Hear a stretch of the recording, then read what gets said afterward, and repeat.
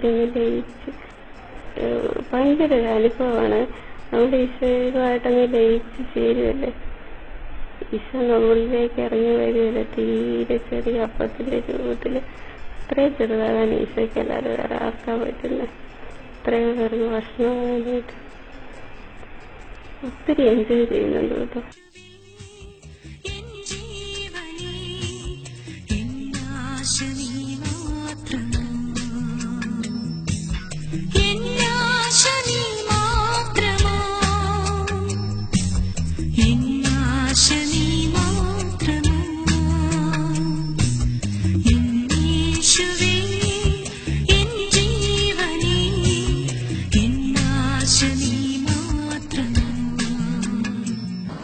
കർത്താവിന് സമർപ്പിച്ചുകൊണ്ട് സ്ത്രീയെ സമർപ്പിച്ചുകൊണ്ട് പ്രാർത്ഥിക്കുവാൻ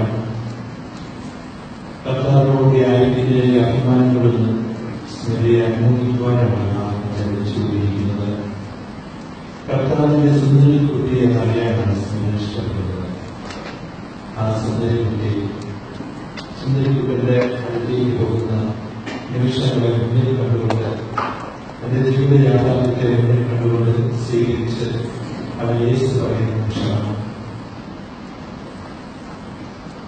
മാതാവിന്റെ ജീവിതത്തിലേക്ക് നാം കടന്നിരിക്കുമ്പോൾ നമുക്ക് കാണാൻ സാധിക്കും. എന്റെ വചനം പോലെ ഭവിക്കട്ടെ. ജീവിതത്തിലുണ്ടായിരിക്കുന്ന എല്ലാ പ്രതികൂല സാഹചര്യങ്ങളെയും വേദനകളെയും ദുഃഖങ്ങളെയും എല്ലാം നിന്റെ വചനം പോലെ ഭവിക്കട്ടെ എന്ന അന്വേഷണം ഏറ്റി പറയുന്ന കർത്താവിന്റെ സുന്ദരത്തെ ഈശോയ്ക്ക് സമർപ്പിക്കാൻ എന്റെ വലതുവശം മുഴുവൻ ഞാൻ കർത്താവിനെ കൊടുത്തിരിക്കുകയാണ്. കർത്താവ് അനുഭവിക്കുന്ന വേദന സ്നേഹത്തിന്റെ അടയാളമായി വായിക്കുവാനും അനുഭവിക്കുവാനും കഴിയുന്നു. അതാണ് നമ്മെ ആ സുന്ദരത്തിൽ നിന്ന് വ്യത്യസ്തമാക്കുന്നത്. ഒരു വലിയ സന്ദേശം, വലിയ സുവിശേഷം നമ്മുടെ മുന്നിലെ ജീവിതത്തിലൂടെ വ്യാഖ്യാനിക്കുകയാണ് ഈശോയുടെ സുന്ദരത്തിയായ സ്മിത. ആ സ്മിതയെ കർത്താവിന്റെ കണ്ണിൽ സമർപ്പിച്ചുകൊണ്ട് പ്രാർത്ഥിച്ചു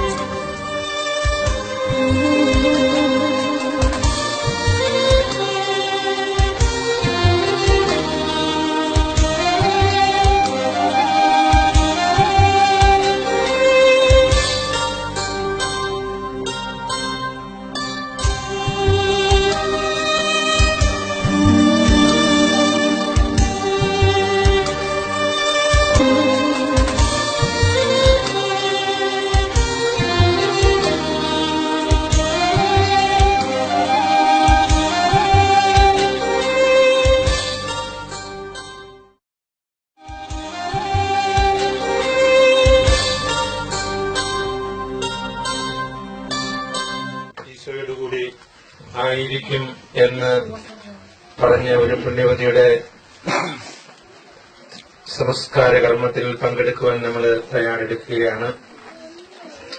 കർമ്മങ്ങളിൽ പങ്കെടുത്തുകൊണ്ട് സ്മിതയ്ക്ക് വേണ്ടി, ഈശോയുടെ സുന്ദരിക്കുട്ടിക്ക് വേണ്ടി നമുക്ക് പ്രാർത്ഥിക്കാം. അനുഗമിക്കുന്ന പാപികളുടെ നിത്യസങ്കേതമായ ദൈവമേ, ഞങ്ങളുടെ പാപമോചനത്തിനായി ആശുപത്രിയിലും സംസാരിക്കുമ്പോൾ ഈ കുട്ടി പറഞ്ഞ ഒരു മഹാരഹസ്യം നിങ്ങളുടെ മുമ്പിൽ തുറന്നു പറയുന്നതിൽ എനിക്ക് സന്തോഷമേ ഉള്ളൂ. കാരണം അവളുടെ മരണത്തിന് ശേഷമേ ഇത് വെളിപ്പെടുത്തൂ എന്ന് ഞാൻ അവളോട് വാക്കുകൊടുത്തിരുന്നു. അതായത് ഈ കുട്ടിയുടെ ഈ സഹനത്തെക്കുറിച്ചുള്ള ഈ കാഴ്ചപ്പാടും മരണത്തെക്കുറിച്ചുള്ള ഈ വീക്ഷണവും ഒക്കെ കേട്ടപ്പോൾ കൗതുകപൂർവ്വം ഞാൻ ചോദിച്ചു, അൽഫോൻസയുടെ അനുഭവം വെച്ചുകൊണ്ടായിരിക്കും കുട്ടി ജീവിതത്തിൽ ഈ ഇത്രയും കാലമായിട്ട് എന്തെങ്കിലും പ്രസാദപരം നഷ്ടപ്പെടുത്തിയിട്ടുണ്ട്? അത് അവൾക്ക് വ്യക്തമാകാനായിട്ട് ഞാൻ ചോദിച്ചു. എന്തെങ്കിലും മാനവഭാവം ചെയ്യാനായിട്ട് ഇടയായിട്ടുണ്ട്? കുമ്പസാരത്തിൽ ഒഴിച്ച് അങ്ങനെ ഒരു ചോദ്യം ഒരാളുടെ ചോദിക്കാനായിട്ട് പാടില്ലാത്തതാണ്. എങ്കിലും മറ്റുള്ളവരുടെ ആത്മീയ വളർച്ചയ്ക്ക് ഒരുപക്ഷെ ഇത് സഹായമായേക്കാം എന്ന് കരുതി മാത്രമാണ് ഞാൻ ചോദിച്ചത്. അതുകൊണ്ട് മരണശേഷം മാത്രമേ വെളിപ്പെടുത്തൂ എന്ന് വാക്കുകൊടുത്തിരുന്നു. അപ്പോൾ കുട്ടി എന്നോട് പറഞ്ഞത്, അറിഞ്ഞുകൊണ്ട് ഞാൻ ഇത്രയും കാലമായിട്ട് ഒരിക്കലും മാനവഭാവമൊന്നും ചെയ്തിട്ടില്ല. 19 വർഷം ഈ ലോകത്തിൽ ജീവിച്ചിട്ട് മാമോദീസായിൽ കിട്ടിയ പ്രസാദപരം അഭംഗുരം സൂക്ഷിക്കാനായിട്ട് സാധിച്ചു എന്നുള്ളതാണ് ഇവരുടെ ജീവിതത്തിലെ ഏറ്റവും വലിയ വിജയം എന്ന് തുറന്നു പറയുന്നതിൽ സന്തോഷമുണ്ട്. ഒരു ചരമപ്രസംഗത്തിൽ സന്തോഷകരമായിട്ടുള്ള വാർത്ത ഞാൻ അറിയിക്കുകയാണ്. അവൾ വീണ്ടും സൂചിപ്പിക്കുന്നു, ഒരിക്കലും നിങ്ങൾ ഇതിനെക്കുറിച്ച് ദുഃഖിക്കാനായിട്ട് പാടില്ല. നിങ്ങളെക്കാൾ ഉപരിയായിട്ട് ഈശോയെ ഞാൻ സ്നേഹിക്കുന്നത് കൊണ്ടാണ്. ഇവൾ സന്തോഷവതിയും ആഹ്ലാദചിത്തയുമാണ്. ലോകത്തിന്റെ പരിമിതിയില്ലാതെ അപരിമയമായിട്ടുള്ള ആനന്ദത്തിന്റെ ഉടമയാണെന്നുള്ള തിരിച്ചറിവ് നിങ്ങളെ ആശ്വസിപ്പിക്കാനായിട്ട് ഇടയാകട്ടെ എന്ന് ഞങ്ങൾ ഓർമ്മ. വാഗ്ദാനം ചെയ്യപ്പെട്ട നിത്യാനന്ദത്തിലേക്ക് ദൈവം നിന്നെ പ്രവേശിപ്പിക്കട്ടെ.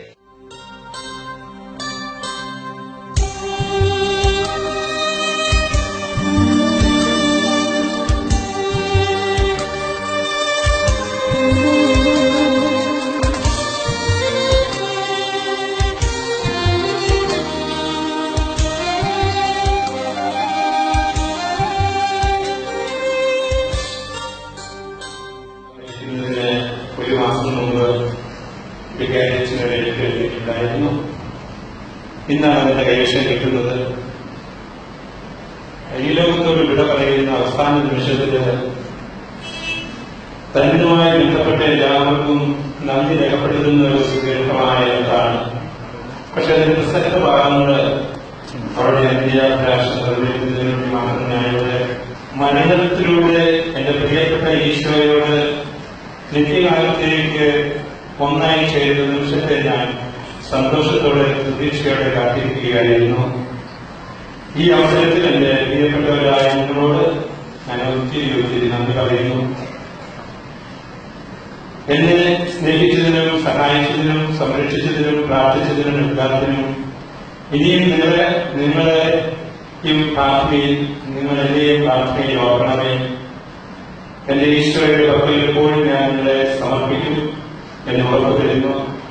ഞാൻ എന്റെ ചിന്തയിലൂടെയോ വാക്കുകളിലൂടെയോ പ്രവർത്തനങ്ങളിലൂടെയോ വേദനിപ്പിച്ച എല്ലാവരോടും മാപ്പ് ചോദിക്കുന്നു. എന്നോട് ക്ഷമിക്കണമേ.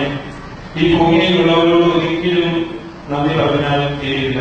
എങ്കിലും ഈ ഭൂമിയിൽ എനിക്ക് ജന്മം നൽകിയ മാതാപിതാക്കന്മാർ, കളിക്കൂട്ടുകാരായ സഹോദരനാണ്, നേർവഴി കാട്ടിയ നല്ല ഉപദേശങ്ങൾ പറഞ്ഞു നൽകുകയും ചെയ്ത ആന്റിമാരെ ഉത്തമക്കളായി വളർത്തിയ ഒരുമിച്ച് എന്നെ പഠിപ്പിച്ച എല്ലാ അധ്യാപകർ, എന്നെ ആദ്യ സ്വീകരണത്തിൽ ഒരുക്കിയ സിസ്റ്ററെ സ്ഥൈര്യത്തിൽ ഒരുക്കിയ ആദ്യമായി ഈശോയെ എനിക്ക് നൽകിയ ബഹുമാനപ്പെട്ട ആന്റണിയെ കുറിച്ചാണ് ആത്മീയമായി എന്നെ വളർത്തിയ വികാരിച്ചന്മാരായ മാത്യു മണ്ണാക്കൽ, മാത്യു ജലപ്പൻ, മാത്യു കുത്തമ്പറവിൽ, മാത്യു ജോസഫ് ഈ അവസരത്തിൽ പ്രത്യേകമായി ഓർക്കുന്നു. ആത്മീയമായി സഹായിക്കുന്ന മറ്റു വൈദികരായ അതവി കാര്യക്കാട്ടിൽ അതവിജയും അറയ്ക്കൽ അതവി സുഭാസും തുടങ്ങുന്നതിലൂടെ എപ്പോഴും സ്മരിക്കുന്നു. എന്റെ ജീവിത യാത്രയിൽ എന്നെ കൈപിടിച്ച് നടത്തിയ സിസ്റ്റർ പിയൂസ്, സിസ്റ്റർ ദീപിമതിയ, സിസ്റ്റർ രഞ്ജന, സിസ്റ്റർ ശില്പ എന്നിവർക്കും എന്റെ നന്ദി അറിയിക്കട്ടെ. എന്റെ ആവശ്യ സമയങ്ങളിൽ എന്നെ സഹായിക്കുന്ന എല്ലാ ഡോക്ടർമാർക്കും, എന്നെ ശുശ്രൂഷിക്കുന്ന നേഴ്സുമാർക്കും എനിക്ക് എല്ലാവിധ ആവശ്യങ്ങളും നടത്തിക്കുന്ന എല്ലാ കുടുംബാംഗങ്ങൾക്കും അയൽക്കാർക്കും സുഹൃത്തുക്കൾക്കും ഈ അവസരത്തിൽ നന്ദി പറയുന്നു. എനിക്ക് വേണ്ടി പ്രാർത്ഥിക്കുകയും ശുശ്രൂഷിക്കുകയും സാമ്പത്തികമായി സഹായിക്കുകയും എന്നെ സന്ദർശിക്കുകയും ക്ഷേമാന്വേഷിക്കുകയും ചെയ്തവരെ ഞാൻ പ്രത്യേകം ഓർക്കുന്നു. നിങ്ങളെല്ലാവരെയും ഞാൻ എന്റെ ഈശ്വരയ്ക്ക് മുമ്പിൽ ഉറപ്പായി സമർപ്പിക്കുന്നു.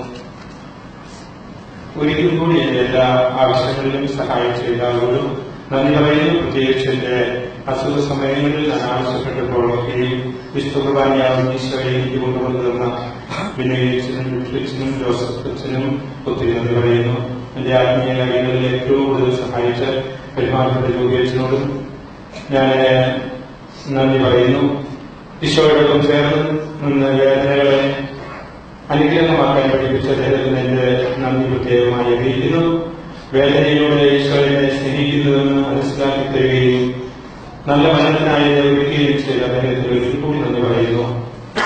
ഞാൻ നിങ്ങളിൽ നിന്ന് ഒരിക്കലും അകന്നു പോയിട്ടില്ല. നിത്യം ജീവിക്കുന്നവനായ ഈശോയിൽ ലയിച്ച് എന്നും ഈശോയോടൊപ്പം ജീവിക്കുകയാണ്. ഓരോ വിശുദ്ധമായി പകർത്തുമ്പോഴും എന്നെയും കൂടി ഓർമ്മയെ നമുക്ക് ഈശോയിൽ ഒന്നാകാമല്ലോ.